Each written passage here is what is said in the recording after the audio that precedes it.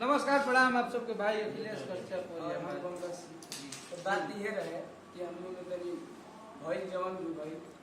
तनी दिन खातिर अंधविश्वास हो गई हमनी के बीच में, और ये बात इतना फैल गई कि अब भइयों के दोष ना रहे कि कोई हमारा कि इहे धमकी देश भइल ऐसा कि कोई फाइनो देता केहू अपनो आदमी देता भइयों के यहाँ तो हमारे केहू पहले फोन का कोनो बड़ बात नहीं किया भैया कि हम फिर बानी भैया हमारे के हमारे सही बात है। बात तेजी ले खत्म किया हमनी के, और एमे केहू के मजा लेने की जरूरत नहीं है कि जान मार दे चाहे जान उनका जान के खतरा बे में हम लोग भाई नॉर्मल बात भी अब है कि हमारो के यहाँ जितना गई हुई धमकी आई बटे तारे बर्बाद कर दिन भइयो के यहाँ तो मान लो उन्हीं टाइप की का बिल्कुल कैसा भी हो जान की धमकी कहां दिली बड़े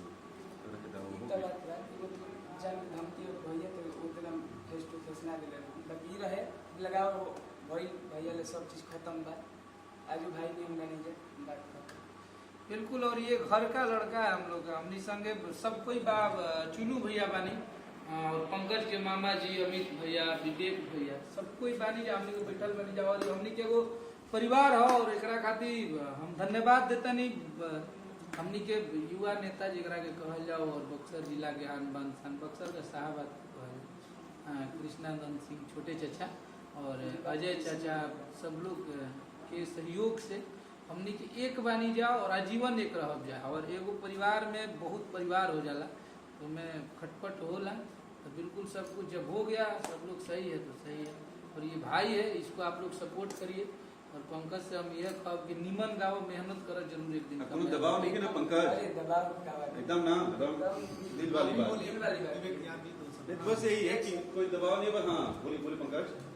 जौन बा सब क्लियर बा भैया हमारे बाकी बात ये बढ़ गई रहे भैया कि समझल ना भैया कि हम पहले ना हो गइल ना एकदम क्लियर हो भैया लोगों समझो कि केहू के धमकी ना देवल जाओ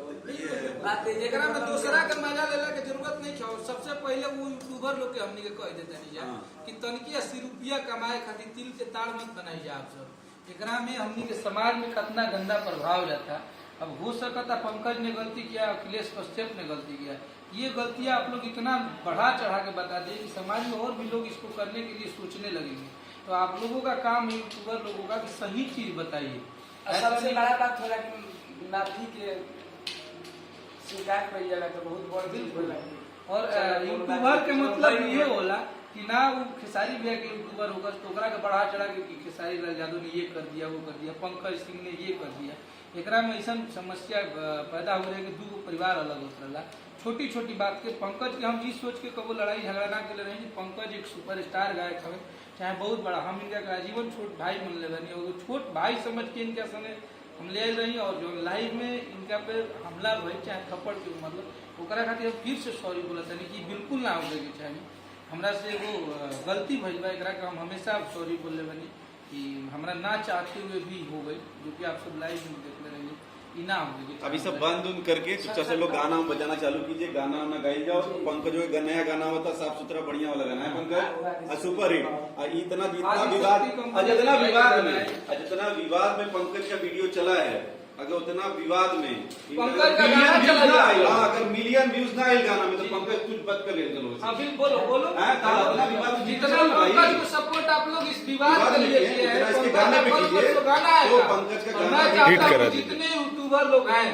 जितने लोग चढ़ाए हैं इस भाई के गाने का प्रमोशन करेंगे उस दिन मुझे आप लोगों की मोहब्बत दिखेगा। इस भाई को आप लोगों ने इतना सपोर्ट किया। हर हर महादेव, जय हर हर महादेव।